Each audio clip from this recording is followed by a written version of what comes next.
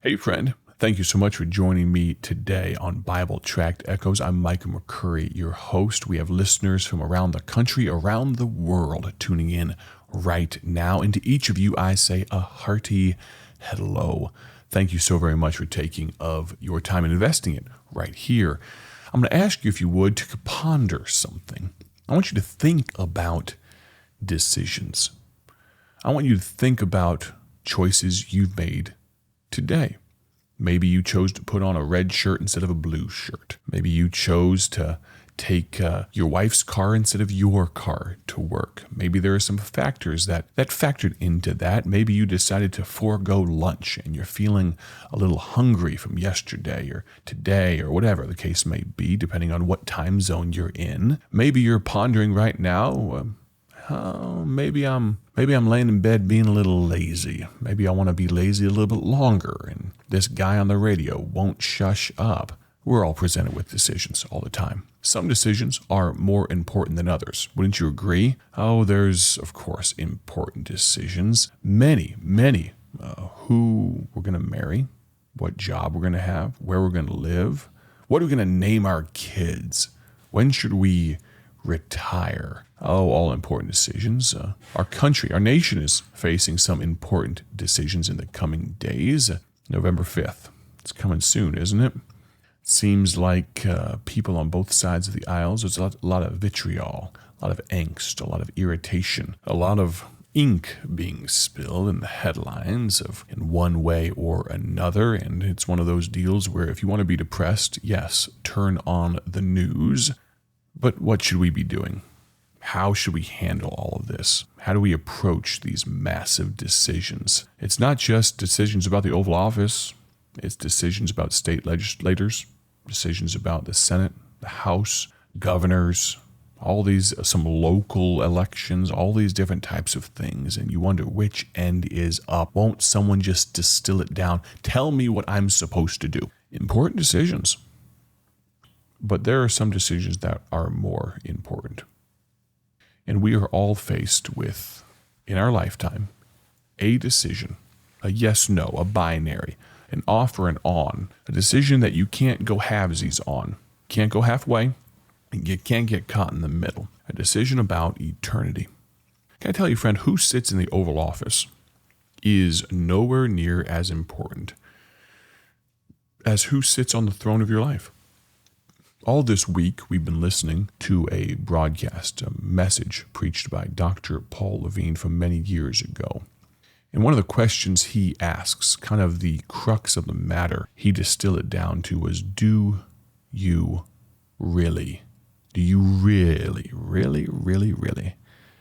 really love Jesus? He juxtaposed, he compared, and he contrasted Peter and Judas. You see, if we asked in a normal church, if I asked every listener on this broadcast right now, those of you that are listening by raise of hands, if I could see you arrayed in an arena, there's a lot of listeners tuning in at this moment. If I could ask you all at the same time, do you love Jesus? It would almost be 100% people saying, oh, yeah. Let me raise my hand. I love Jesus. But I wonder if we love Jesus like Judas loved Jesus. See, Judas, he kissed, think about that. In the garden, he kissed the doorway to heaven. Why did he kiss Jesus? He wanted to dime him out as the one to be taken, the one to be arrested. He wanted to earn his 30 pieces of silver. And so what did he do? He acted like he loved Jesus. I wonder if you're on that side of the decision today. You act like it, but you know in your heart nothing could be further from the truth. You know, it's not a matter of even what your private life is like. You just know in your heart, you know for a fact, you don't love him. Maybe you're on the other side. Maybe you're like Peter. Peter, sitting around that fire, in view of Jesus, with Jesus in his view, and denies him 3 times, he even curses while he does so. I don't know him, blankety blank. He loved Jesus, he really did. But he acted like he didn't. And all of us are faced with a decision. A decision, the grandest, the greatest decision any of us could confront is, what will we do with Jesus?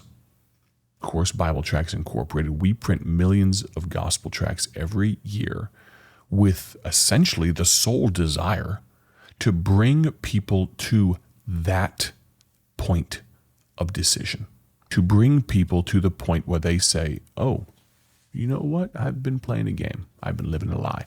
I don't really love Jesus.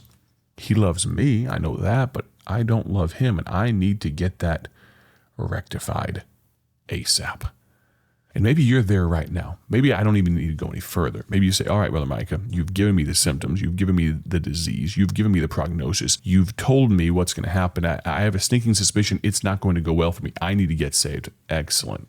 You could do something like this. You could pray to God right now. It's not some hocus pocus. It's not some mantra. It's not some voodoo. It's not some, no. It's believing in your heart. It's with your mouth confession is made, friend. You don't have to, imagine if salvation was driving around in a convertible, standing up in the back seat, screaming with a bullhorn, I got saved, or I love Jesus, or it's not that. Now, if you love Jesus, let the redeemed of the Lord say so. People might look at you a little bit weird, but praise the Lord, to each his own. But I wonder, do you use gospel tracts because you want to act like you love Jesus, or because you actually love Jesus? Maybe as you listen right now, you know for a fact that you're lost. You know for a fact that if you died today, you would go to a place called hell. And you're tired of living without him. You're tired of living a peaceless existence. Maybe you'd like to pray a prayer like this. You could say, Dear Lord, I know I'm a sinner. I know I've not been perfect, and I never will be. I know that because of my sin, I can't go to heaven. I know that you cannot allow sin, wrongdoing, into your perfect place called heaven. But I know you love me. And I know Jesus, your son, died on the cross for me. And today, I would like to accept the free gift of salvation that Jesus offers. I believe that he died, that he was buried in the tomb, and that he rose again on the third day, showing his power over death and hell. Please save me. Take me to heaven when I die. Friend, those words, there's no quote-unquote magic in them, but there is power in believing on God's Son. You know what he did for us on the cross? The Bible said, he vicariously, that means in our place. It's a long word that just means he died so you don't have to. He paid the price so you don't have to. We will all, unless the Lord returns soon, we will all have a physical death. Our heart will stop breathing. We will take our last breath, but we don't have to have a second death. We can go to heaven and spend eternity with him. Oh, what joy. What a day that will be when my Jesus I shall see. Maybe today, something that's been talked about this week or today, it's grabbed you just a little bit.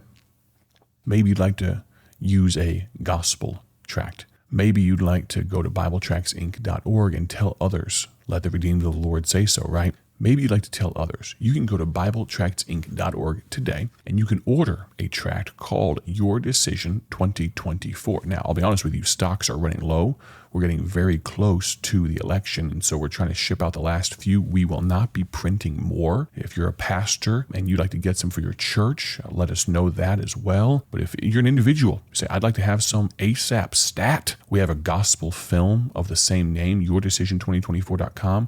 You can go there and you can see it with the website. Of course, the gospel film, the digital track is there at yourdecision2024.com. I'd encourage you, text that website to some friends.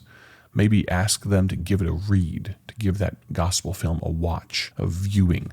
Maybe there are some people you know that need to be confronted with the most important decision. Your Decision 2024 is not a gospel tract we made just because, it's election time frame. Our desire is to print the highest quality, but also to print the most relative, most impactful gospel tracts possible. And we have seen such a swelling and outpouring of great response to this gospel tract. I'd encourage you, BibleTractsInc.org. That's BibleTractsInc.org. You can go there and order some of those gospel tracts. We have a business card version to send people directly to yourdecision2024.com. We have an invite card version. It has the full gospel on it. It has the same look as the folded tract version, but of course it also sends you to the digital tract, the gospel film, if you'd like that. At the end of the day, our desire is for people to accept Christ, but then also to let us know about that, not so we can crow about it, not so we can put some notches on our belt, but so we can disciple them, so that we can get them connected with a good Bible-believing church.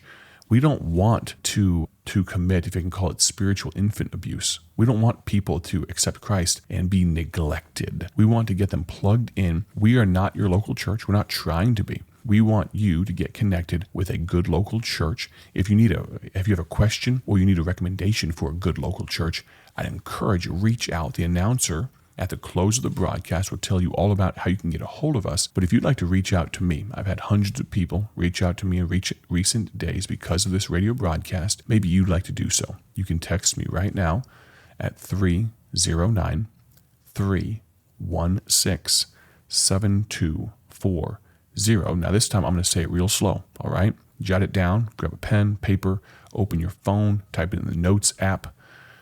Here's the phone number. Text me at 309-316-7240. Just had a couple of folks text me today, and it's so great to hear from people that are listeners. It's great to hear from people about the Paul Levine message we heard this week. I hope you got a chance to tune into that. If you didn't, search for the archived version of this broadcast on your favorite podcast player or on YouTube. Just search for Bible Tract Echoes or Bible Tracts Incorporated. As always, my prayer is that you have a great day for His glory. And before we sign off, one of the reasons you should have a great day today is because you know you're on your way to heaven. And if today's the first time you came to that saving knowledge of Jesus Christ, we'd love for you to let us know.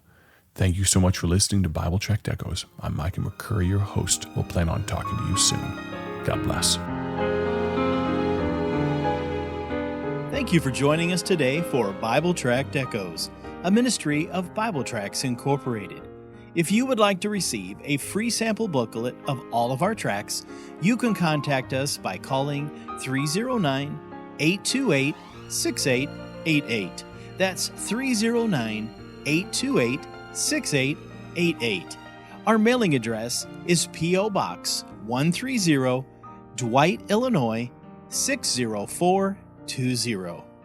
A faster way to contact us is to go to our website at BibleTractsInc.org. That's BibleTractsInc.org. There you will find more information about our ministry and details on how you can support Bible Tracts Incorporated. Thanks for listening, and may the Lord richly bless you as you serve Him.